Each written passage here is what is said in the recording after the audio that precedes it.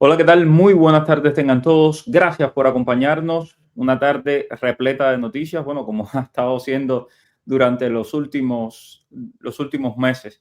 Y es que en la tarde de hoy justamente tenemos el reporte de que un juez ha prohibido o ha anulado la prohibición del presidente Donald Trump, de la administración Donald Trump, de pedir asilo en la frontera sur. ¿Qué significa esto? eh, ¿Cómo va a impactar a la gente que está en la frontera y que quiere pedir asilo? De todo eso vamos a estar hablando con el abogado Jesús Novo, abogado de inmigración de Gallardo Law Firm. ¿Cómo está, abogado? Buenas tardes. Buenas tardes, Mario. Muy bien. ¿Cómo estás tú? Bien, bien. Con muchas cosas para compartir a la misma vez en Cuba. Horrible la cantidad de represión que hay. Acabo de publicar un reportaje de una muchacha a la cual le cayeron a golpes delante de sus niños solamente porque estaban pidiendo que no hubiesen más apagones en Guanabacoa. Tremendo. Pero bueno, en la frontera, un juez federal bloqueó la política de la administración Trump que impide a los migrantes que cruzan la frontera a Estados Unidos, que cruzan la frontera entre Estados Unidos y México, solicitar asilo. Esto es un duro golpe para la administración Trump, que ha buscado bloquear el acceso al asilo en la frontera para evitar que crucen más personas la frontera sur. La decisión, y además que se considera enérgica, fue emitida el miércoles. El juez federal del distrito Randolph Moss encontró que la administración excedió su autoridad al eludir la ley de inmigración. El presidente no puede adoptar un sistema de inmigración alternativo que sustituya los estatutos que ha promulgado el Congreso. Es lo que dijo el fallo. Ataca un Eh, elemento clave en la política de Trump, que es no permitir que se haga asilo, que se pida asilo en la frontera para evitar el flujo de inmigrantes. Ustedes recordarán, y yo lo he dicho hasta el cansancio, no hay MPP, no hay asilo en la frontera, porque las personas que están llegando a la frontera las detienen, de hecho no las sueltan y después las deportan. Bueno, el juez lo que está es atacando directamente esto y diciendo la gente tiene derecho a pedir asilo.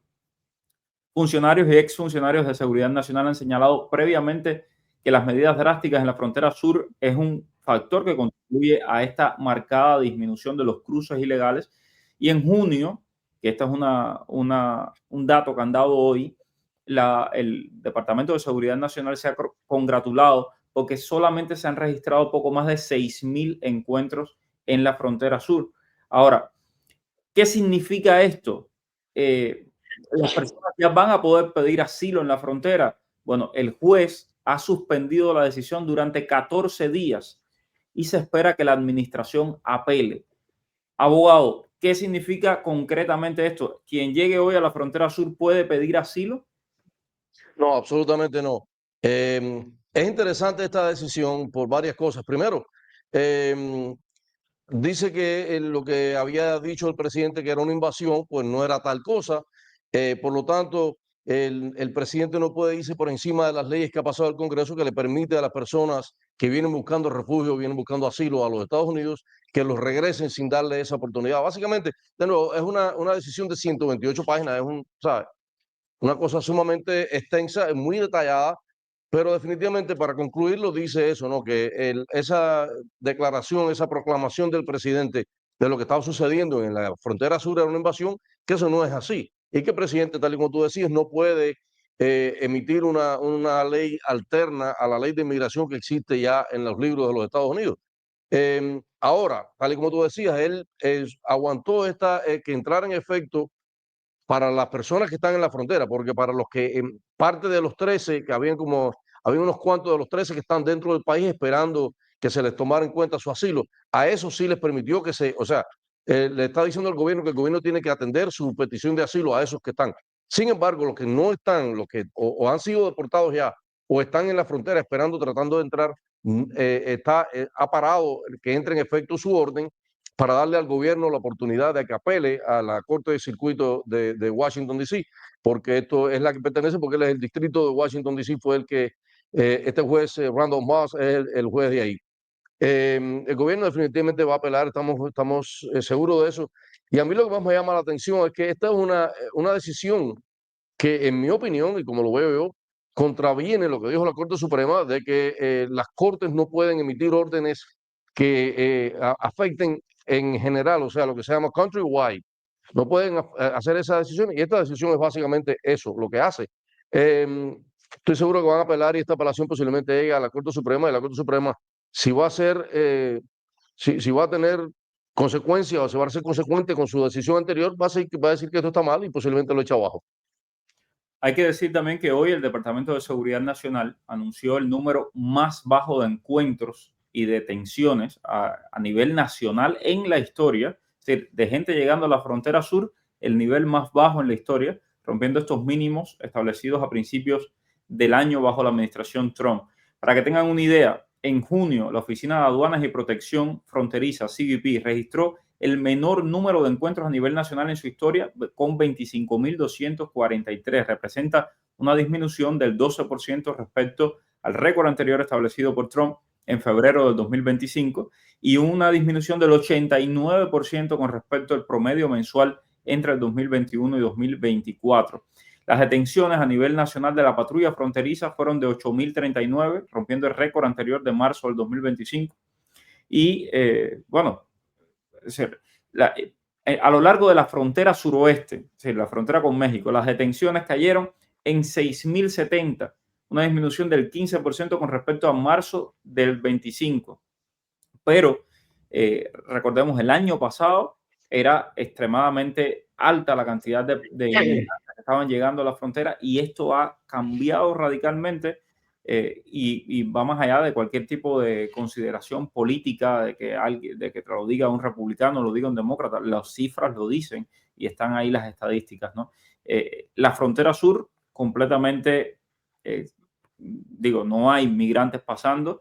Yo lo vi yo cuando estuve en la frontera sur, lo reporté yo, pero además de eso, los migrantes que están pasando, y esto lo ha dado hoy, el dato lo dio hoy la patrulla fronteriza, cero liberaciones, cero.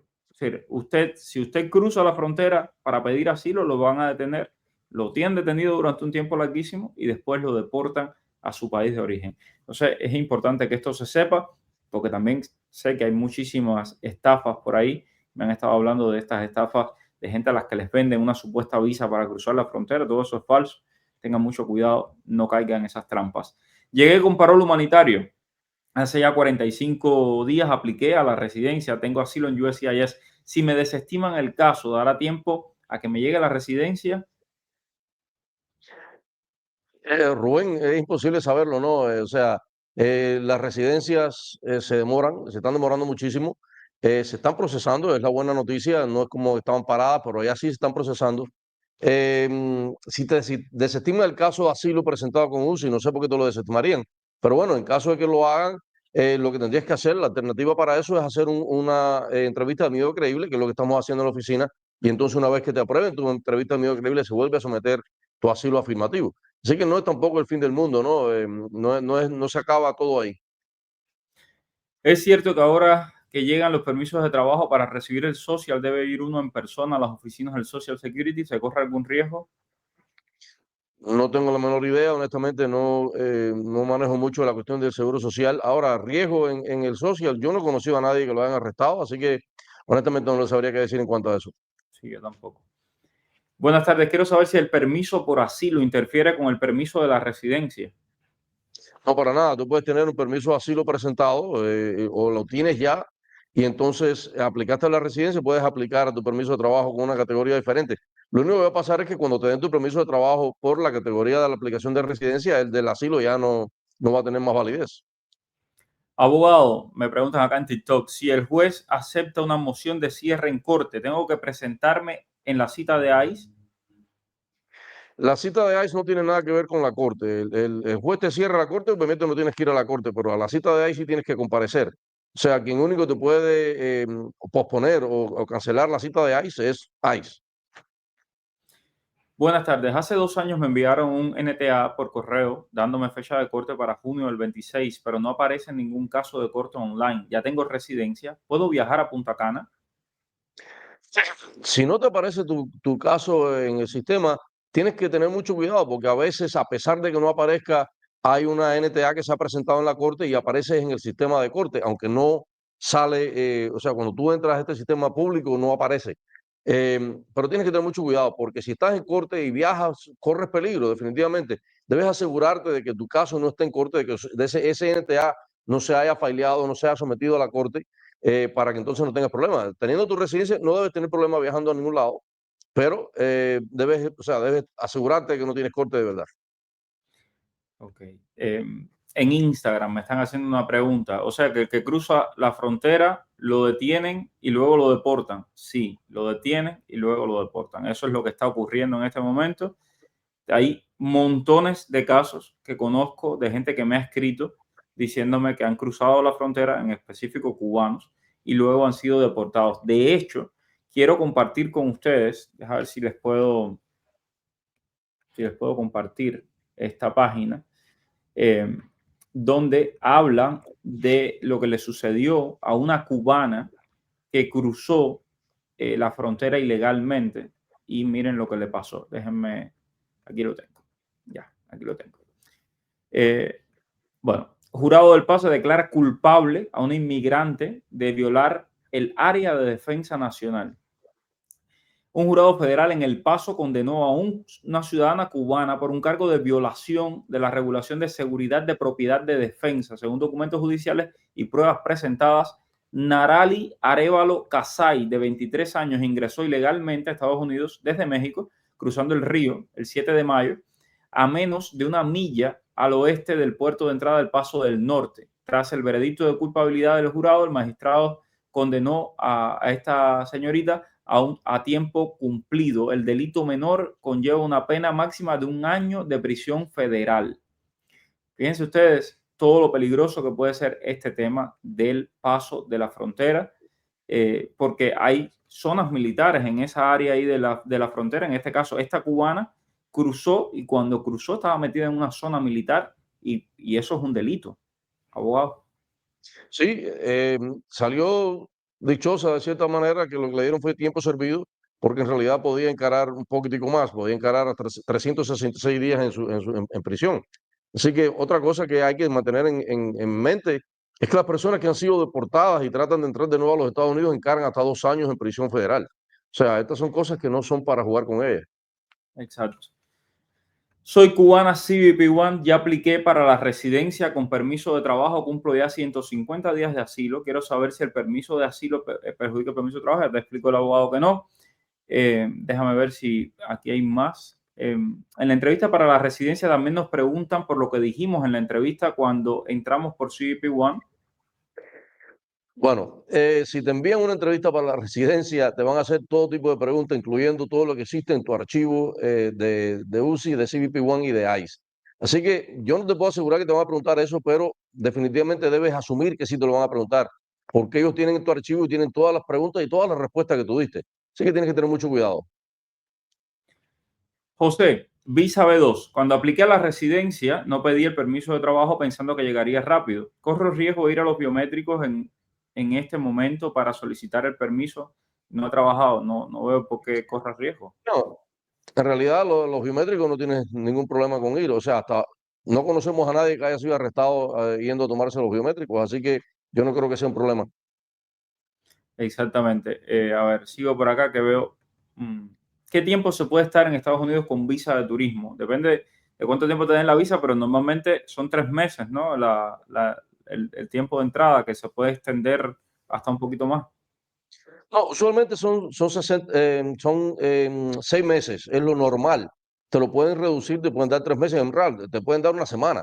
Muchas personas vienen y dicen, no, yo voy a Disney, voy a regresar la semana que viene, y le dan ese tiempo, ¿no? Pero en realidad lo típico es 6 meses, y después tú puedes pedir una extensión en caso de que tengas alguna razón válida para quedarte más de esos 6 meses. Debes pedir la extensión antes, bastante antes de que se te venzan los 6 meses. La confusión ahora es que no te lo acuñan en tu pasaporte, tienes que buscarlo en el sistema de la I-94 para saber exactamente hasta cuándo te dieron. Mucha gente no sabe, pero lo normal son 6 meses. Ahora, el ESTA, por ejemplo, son 90 días. Y hay otros permisos, otros permisos de viaje que no son necesariamente visas, que son 90 días. Ahora, eso no tiene nada que ver con la validad de la visa. La visa puede tener 10 años, pero el periodo de estadía son solamente 6 meses o lo que te hayan dado. Exacto, depende también exactamente del tipo de visa y tal. Pero, por ejemplo, y pusimos el ejemplo, a Alejandro Cuervo, el actor cubano, le dieron una visa de una sola entrada. Entonces él estuvo un tiempo, ya se fue, ya se le venció la visa, ya no puede regresar. Ahora sí, hay personas que tienen visa por 10 años, hay personas que tienen visa por 5 años y pueden ir y regresar. Dairon, abogado, ¿tienen ustedes alguna demanda colectiva prevista con respecto a QLE o algo que beneficie a los I-220A? Hemos hablado, nos hemos sentado, hemos colegiado, pero honestamente hay suficientes demandas de suficientes personas que en realidad no vamos a tomar ninguna acción inmediata. Obviamente, si tuviésemos una cantidad suficiente de clientes que estuvieran afectados, definitivamente lo haríamos. Hemos estado considerándolo, pero hasta este momento no tenemos nada. Víctor, esto del juez y el fallo con respecto al asilo en la frontera sur es una buena noticia para la gente que está esperando el asilo afirmativo. Esto no tiene nada que ver con el asilo afirmativo, esto tiene que ver específicamente con lo que está pasando en la frontera sur, que a las personas no lo están permitiendo aplicar asilo. Eso es específicamente esto. Los que están dentro ya, que tienen su asilo afirmativo presentado, bueno, sencillamente ya ellos entraron. Esto no les afecta para nada porque ellos están dentro del país y han solicitado el beneficio. Brian, ¿el tiempo que estuvieron parados los procesos de residencia cuenta para adelantarlo después de 7 meses? No, para nada. El tiempo que estuvieron parados. Ahora se recomienzan, pero no creo que te lo vayan a dar como un crédito. Exactamente. Y nada, solo tener paciencia, no queda, no hay otra opción, sinceramente. Ok, vamos a ver. Quisiera saber si vivo en Ohio, si llega a entrar en vigor la ley y aún no he tenido mi hijo, si vamos a un estado donde esté congelada la ley, ¿le darían ciudadanía? No, yo no sé por qué la gente está tan preocupada con esto. Esto no es una cosa que va a ser inmediata, ni mucho menos. Y estoy convencido de que las personas que sigan naciendo en los Estados Unidos siguen siendo ciudadanos norteamericanos por derecho y van a tener todos los derechos de un ciudadano norteamericano. Así que no tienen de qué preocuparse. Ahora, en teoría, entiendo lo que tú dices, ¿no? De que la ley se va a aplicar solamente en los estados en que han puesto la demanda. Pero en realidad esta ley como tal, esta proclama, esto lo que intenta hacer este gobierno, no creo que va a afectar de verdad el derecho de los nacidos en los Estados Unidos. Ok, aquí, Ala Madrid, tu pregunta es muy importante. ¿Quiere decir esto que abrió la frontera? No, no, y dejémoslo muy claro, no. No puede usted ni cruzar la frontera ilegalmente, ni en un puerto de entrada pedir asilo en este momento. El juez, aunque falló en contra del gobierno y le dio a los migrantes la oportunidad de pedir asilo, detuvo su fallo durante 14 días, si no me equivoco, ¿no, abogado? Correcto, correcto. 14 días para darle oportunidad al gobierno de que apele. Además, es importante una cosa,